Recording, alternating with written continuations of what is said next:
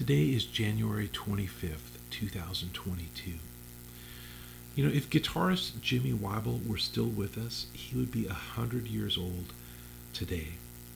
And so, on the occasion of Jimmy's century birthday, I want to share a few things here with you that I learned from him. The first is that musical materials, we can play with them, we can experiment, we can make them personal. Like, for example, you know, a lot of us, if you study jazz and harmony, you learn chord scales like this. They're blocks of harmony built from a diatonic system, major scale, and we tend to learn them just as these kind of grips, you know. Don't think too much about what they're made of or what they could do. And one of the first things Jimmy showed me was how we could break them apart. And suddenly there's more action, more energy, more music. It took a different way of thinking in the left hand for me to be able to do that. Jimmy wasn't really into bar chords. Whenever possible, things were played with individual fingers. And, when I was a kid, I had just really learned how to play a bar chord. And he didn't say don't do that, but he showed me what was possible when you didn't do that and you had more freedom and independence. So that was one thing he showed me, how you could take something familiar and do something different with it, kind of bring it to life. Another way that he did that was he had a version of the major scale. We all know the do, re, mi major scale. Jimmy altered it with a flatted third and a raised fourth and a raised fifth. So you get, and then he wrote lots of contrapuntal music using that scale as a basis. Lots of little exercises and some beautiful etudes. But also, again, relating to this chord scale idea, he showed me how you could build chord shapes from this altered scale that he made. So instead of starting here, you'd have E flat and G sharp. So that would be your starting chord.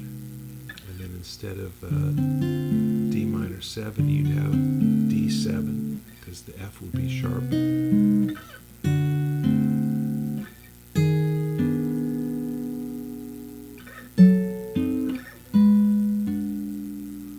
And so on. Really wild sound. And it just hadn't occurred to me. I mean, I was young, so a lot of things hadn't occurred to me yet. But still, I had been listening to music, to jazz music and pop music and stuff. And I'd never heard that kind of sound, but just the idea that you could take the major scale and kind of bend it to your curiosity or to your taste. It was a really wild idea. And then not just to do it for the sake of doing it, but then to make music with it. Really fascinating. And that leads me to the second thing that Jimmy taught me, which was something he taught me really just by example, not like a guitar lesson thing, but just that you could have a musical life that had both art and commerce in it. You didn't have to just choose one or the other. Around the time that I was studying with him, I think in 1978, he put out his first solo record, which is called Etudes, which he gave me a copy of. It's really artful. It's not, it's challenging to play that music, and it's also, some of it is challenging to listen to it. It contains these kinds of sonorities, so it's not it's not necessarily dinner music. It's very beautiful and personal to Jimmy. And at the same time he was making that, he was also playing in the pit orchestra for Evita during the time that I was studying with him. That's what he was doing.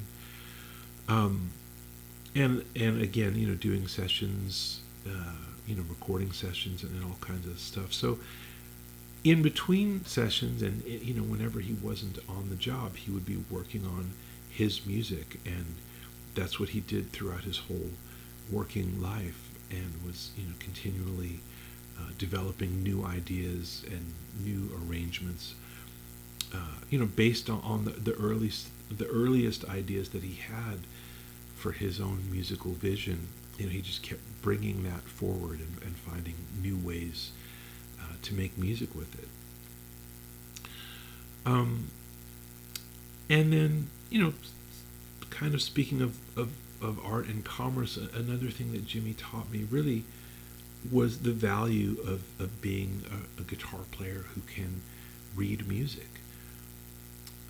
When I was studying with him, he was playing Evita, which is a hard book. Actually, a few years later, I got the opportunity to play that show in a community production in my hometown. And when I got to see what it involved, I was really grateful that I had learned to read, because it would have been just an impossible thing to do otherwise. And the thing is, Jimmy never sat me down and said, "Hey, reading's really important, kid, and I'm going to teach you." That's not at all how he taught me to read. He taught me to read without ever saying a word about it. Really what happened was that, my grandfather was a musician. He was an arranger and musical director in Los Angeles, and, worked throughout the 60s and 70s and even into the 80s. And, he would hire Jimmy Wyble every chance that he had. Any time he needed a guitarist on the session, Jimmy was his number one guy. And the reason was that Jimmy could read anything. If my grandfather wrote out just a treble clef line, as we usually do for guitar, that was no problem. He could give him a piano part with treble and bass, and Jimmy could make sense of that. My grandfather was a piano player. He didn't understand the layout of the guitar. He didn't know what was possible or impossible. And when he had Jimmy, it didn't matter, because Jimmy would make musical sense of anything that my grandfather could imagine. He would make it work beautifully on the guitar. So that's something I learned from Jimmy, really just through the lens of my grandfather, hearing about how great Jimmy was all the time. Jimmy was like my first guitar hero. Even before I really got to know him, I was hearing about him. And then later, my grandfather would sometimes take me to sessions, and I could see what he was talking about. So Jimmy was really my first guitar hero. And, this was back when, recording sessions would be like in the daytime, shirt and tie. Jimmy would show up early and have a look at the music, make sure everything was clear. And, so my first guitar hero wasn't like, Jimmy Page or Hendrix or, anybody like playing rock. It was really this kind of genteel, professional, wonderful man from Texas, Jimmy Wyble, who I got to know as a kid. And I didn't know him well throughout our lives, but we would check in every few years.